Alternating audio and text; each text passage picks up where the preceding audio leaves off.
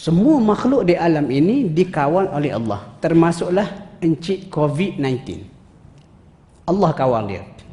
Jadi bila Allah kawal dia, kita boleh buat segala persiapan. Contoh kita pakai hand sanitizer, kita pakai face mask.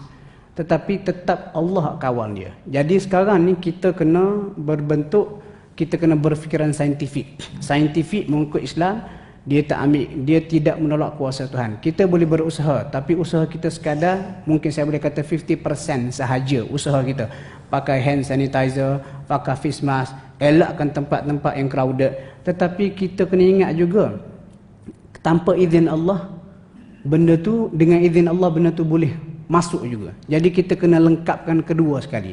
Sebab setengah orang silap juga, dia tak ambil langkah berjaga-jaga, tak basuh tangan. Tak apa, Allah kan maha berkuasa, Allah kawal belaka. Memang, tetapi kita bukan wali Allah. Kita kena ambil langkah berjaga-jaga. Ketika wabak penyakit tersebar di Syam, saya normal dengan para sahabat, kan wali ni, dia dengar apa yang Nabi cakap. Nabi kata, kalau kamu tahu tempat tu ada wabak penyakit, jangan pergi. Kalau dah ada di situ, jangan keluar. Maksudnya langkah berjaga-jaga tetap kena ada.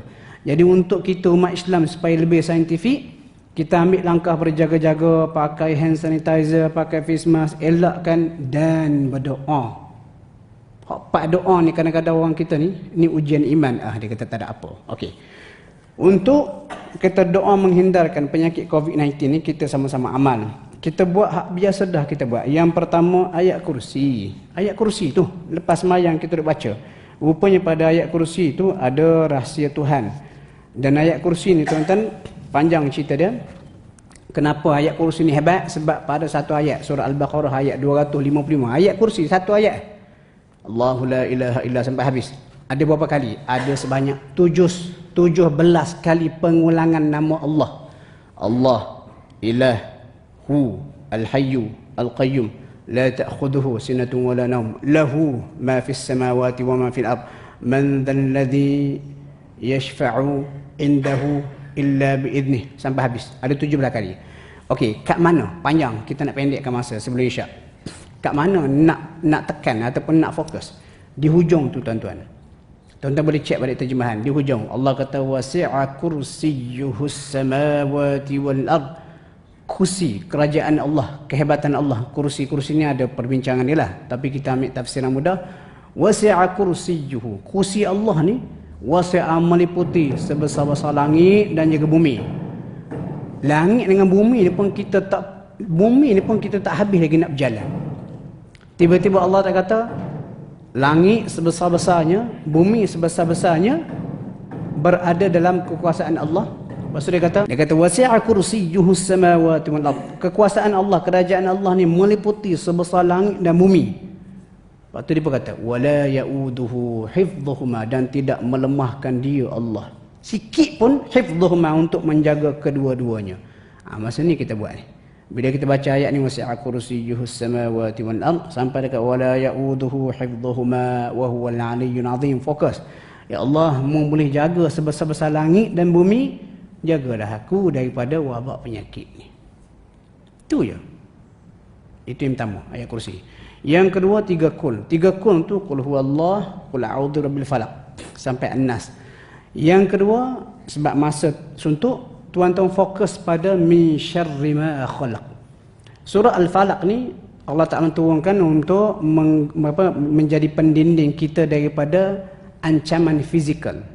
Surah An-Nas ancaman mental, spiritual, dalaman, setan hak membisikkan Al-Khannas, tapi biar.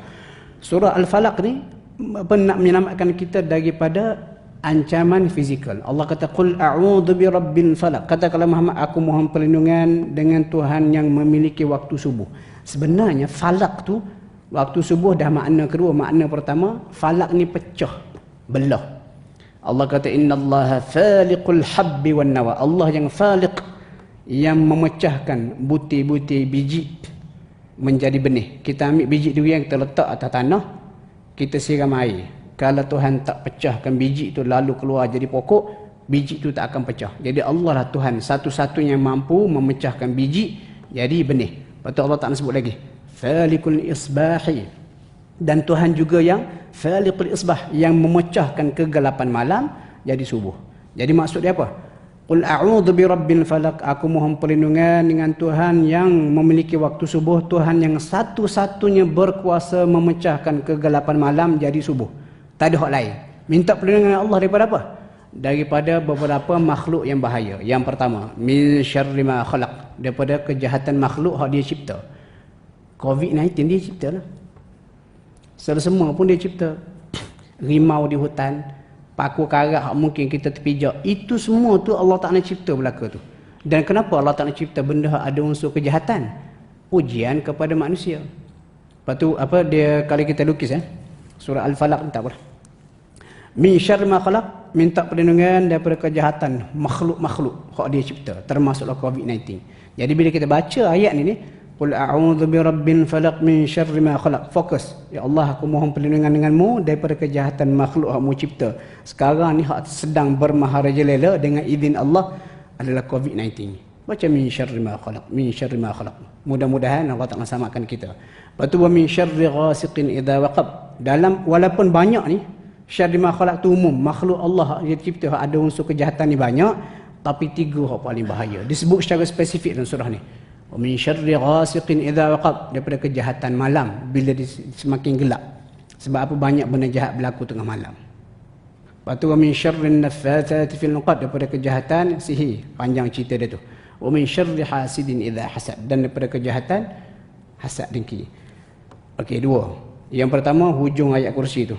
Wala ya'uduhu hifdhuhuma wa huwal 'aliyyul 'azim. Ya Allah, tak lemah sikit pun untuk kamu jaga sebesar langit dan bumi. Jagalah aku daripada wabak penyakit ini. Yang kedua, min syarri ma khalaq. Yang ketiga, baca doa Nabi. Doa Nabi tu banyaklah. Macam contoh, Allahumma inni a'udzubika minal barasi wal jununi wal judhami wa min sayyi'il asqam. Ya Allah, aku mohon perlindungan denganmu daripada sopak, gila, kusta dan juga sayyi'il asqam, penyakit-penyakit huduh jahat. Itu yang ketiga. Nanti tuan-tuan boleh cari, banyak untuk share. Yang keempat, jangan tinggal bismillahilladzi la yadurru ma'asmihi syai'un fil ardi wala fis sama'. Hak tu jangan tinggal. Baik. Duk buat dah tiap hari ni. Just fokus balik. Dan yang terakhir, baca a'udzu bikalimatillahi tammati min syarri ma khalaq. Dan saya pernah baca doa tu Nabi banyak baca sebelum turunnya surah Al-Falaq. Maksudnya kalau kita nak tengok ranking surah Al-Falaq dengan doa tu a'udzu bikalimatillahi tammati min syarri ma khalaq, surah Al-Falaq lebih power lah. Tetapi ada hadis seorang sahabat Nabi mengadu ke Nabi. Hadis tak salah Sunan Abu Daud. Dia kata dia kena sengat dengan jengking, sakit. Lepas tu Nabi kata, membaca benda ni pada waktu petang, insya-Allah kamu tidak akan disengat oleh binatang berbisa. Apa dia? A'udzu bikalimatillahi tammati min syarri ma khalaq. Aku mohon perlindungan dengan kalimah Allah yang maha sempurna, min syarri ma khalaq, daripada segala kejahatan makhluk. Nak masuk hutan hari Sabtu ni, Sungai Pisang. Tak tahu apa benda jumpa dalam hutan tu. Baca min syarri ma khalaq, surah Al-Falaq, baca doa ni, bismillahirrahmanirrahim. Dia umum. Pendek kata sebenarnya apa hak ditinggalkan oleh Nabi cukup belaka dah. Cuma kita tak terokai dan kita tak appreciate. Jadi tuan-tuan, kesimpulan dia, kita umat Islam perlu saintifik. Kena ambil langkah berjaga-jaga secara fizikal, jaga kebersihan, pakai hand sanitizer ke basuh tangan, pakai face mask, doa pun kena buat. Kalau boleh masuk tengah panas wabak tak habis lagi ni, buatlah hak saya sebut tadi tu setiap kali lepas solat. Allahu a'lam, mudah-mudahan apa yang kita kongsi pada malam ini dapat memberi manfaat kepada kita semua.